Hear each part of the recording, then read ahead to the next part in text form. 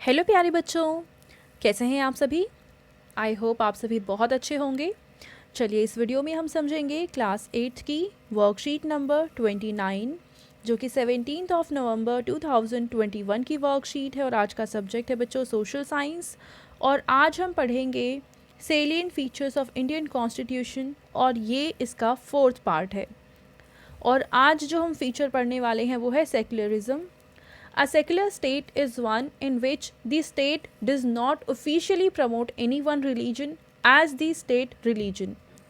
तो सेक्युलरिज्म का मतलब ये होता है कि कोई भी स्टेट अपने अंदर जितने भी, जैसे इंडिया की बात अगर हम करें तो यहाँ पे बहुत सारे रिलीजन हैं, तो इंडिया किसी एक रिलीजन को ना प्रमोट करेगा ना किसी दूसरे रिलीजन को सप्रेस करेगा। मतलब कि किसी एक रिलीजन को प्रायोरिटी नहीं दी जाएगी। कानून की नज़रों में हम कहें या स्टेट की नज़रों में सारे ही जो रिलीजन है, सारे धर्म हैं वो इक्वल हैं, वो किसी भी रिलीजन के बेसिस पे कोई डिफरेंस नहीं कर सकते हैं। This means citizens have complete freedom to follow any religion, यानी हर एक व्यक्ति के पास ये अधिकार है कि वो अपने रिलीजन को जिस तरीके से चाहे वो फॉलो कर सकता है।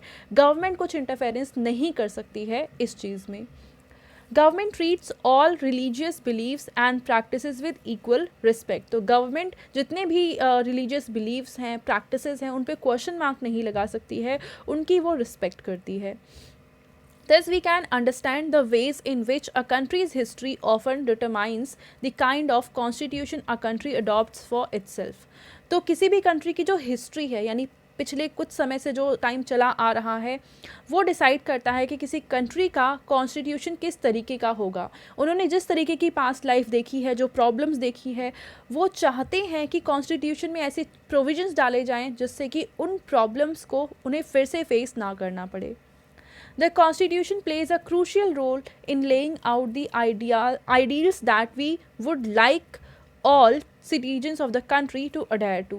तो हमारे कॉन्स्टिट्यूशन में उन सभी चीज़ों को लिखा जाता है, रखा जाता है, जो कि एक तरह से आईना होता है, एक रास्ता दिखाता है कि हम as a country, as a citizen हमें इस रास्ते पर चलना है, किन चीज़ों की हमें रिस्पेक्ट करनी है और किन चीज़ों को हमें नहीं अपनाना है। ठीक है, including the representatives that we elect to rule us. तो जो रिप्रेजेंटेटिव्स होते हैं, हमारे जो लीडर्स होते हैं, वो भी उन्हीं तरीके से काम करते हैं जो कि कॉन्स्टिट्यूशन में लिखे हुए हैं।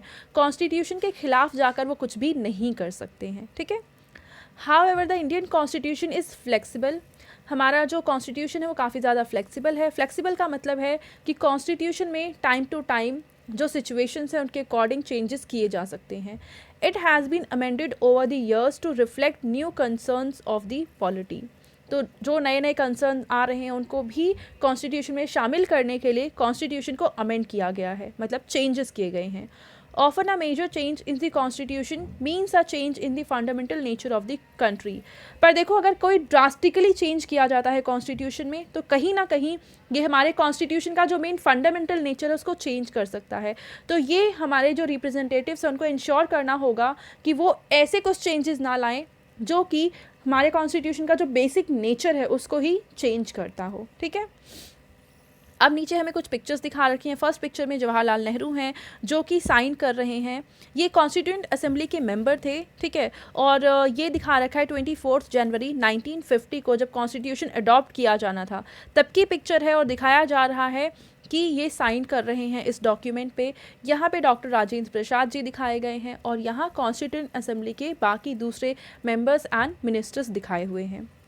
अब यहाँ पे हमें एक्टिविटी दे रखी है कि apart from these features the constitution also mentions fundamental duties. तो अभी तक हमने जितने फीचर्स पढ़े हैं पार्ट 1 से लेके आज पार्ट 4 है सब में, तो इनके अलावा फंडामेंटल ड्यूटीज़ भी हमारे कॉन्स्टिट्यूशन में मेंशन की गई हुई हैं। आपको क्या करना है, हमारी 11 जो फंडामेंटल ड्यूटीज़ हैं उनके बारे में जानना है और उनसे रिलेटेड कोई ड्राइंग, कोई पिक्चर, पोएम, सॉन्ग या जिस तरीके से भी आप उसको दिखा सकते हैं अपनी क्रिएटिविटी के थ्रू, इन 11 की 11 फंडामेंटल ड्यूटीज़ को आप दिखाने की कोशिश करेंगे। ठीक है, अब आते हैं हम हमारी एक्सरसाइज के क्वेश्चंस पे। क्वेश्चन नंबर 1 है, which fundamental rights will the following situations violate. यहाँ पे कुछ स्टेटमेंट दे रखी हैं। फर्स्ट स्टेटमेंट है, if a 13-year-old child is working in a factory manufacturing carpet. देखो अगर एक 13 साल का बच्चा है वो किसी फैक्ट्री में काम कर रहा है तो यहाँ पे जो राइट अगेंस्ट एक्सप्लॉयटेशन है उसका वायलेशन हो रहा है। चलिए इसका आंसर हम लिखते हैं, क्योंकि उसमें ये मेंशन है कि 14 ईयर्स से कम की एज का कोई भी बच्चा किसी भी फैक्ट्री में कहीं पे भी काम नहीं कर सकता है। ठीक है, तो चलिए इसका आंसर हम लिख लेते हैं।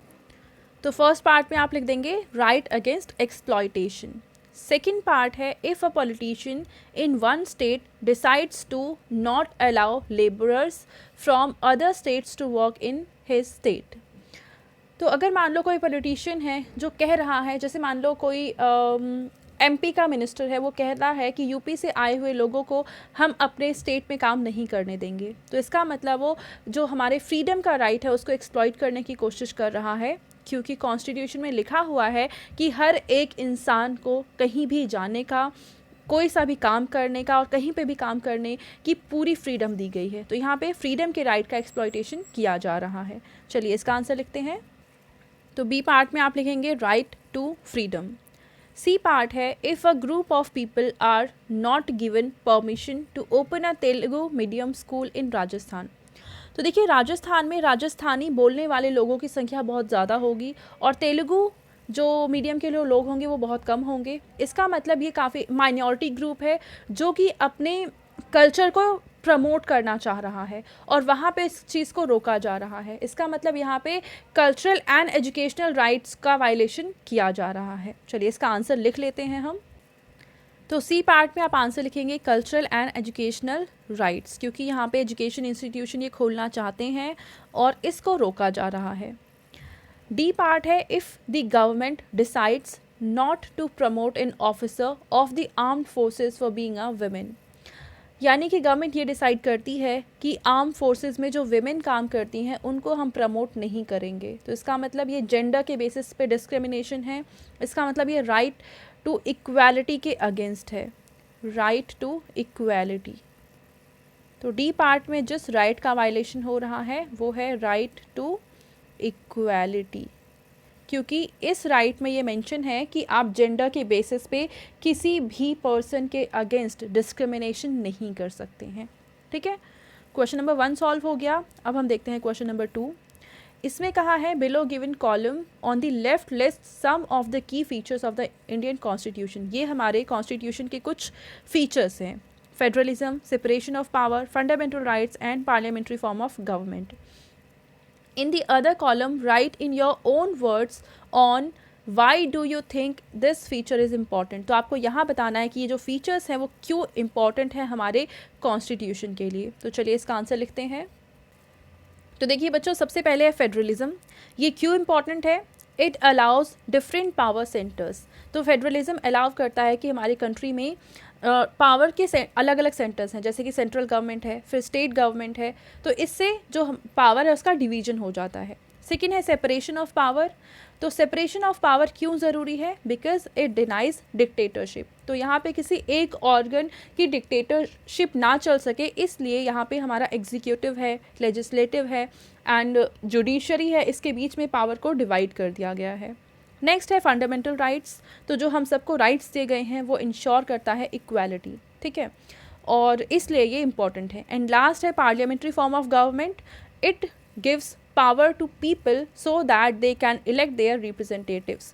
तो पार्लियामेंट्री फॉर्म ऑफ गवर्नमेंट के थ्रू लोगों को ये पावर मिलती है कि वो अपने रिप्रेजेंटेटिव्स को चुन सकें। जैसे कि इलेक्शंस होते हैं, हम वोट डालते हैं और हम ही चुनते हैं कि कौन हमारे लीडर्स बनेंगे। ठीक है, तो इसके लिए ये जो फीचर है वो काफ़ी ज़्यादा इम्पॉर्टेंट है। तो बच्चों, ये थी आज की हमारी सोशल साइंस की वर्कशीट एंड आई होप आप सभी को ये वर्कशीट बहुत अच्छे से क्लियर हो चुकी होगी। एंड अगर आपको वीडियो पसंद आई है तो उसको ज़रूर लाइक करें, अपने फ्रेंड्स के साथ भी शेयर करें और चैनल को सब्सक्राइब करें। Thank you.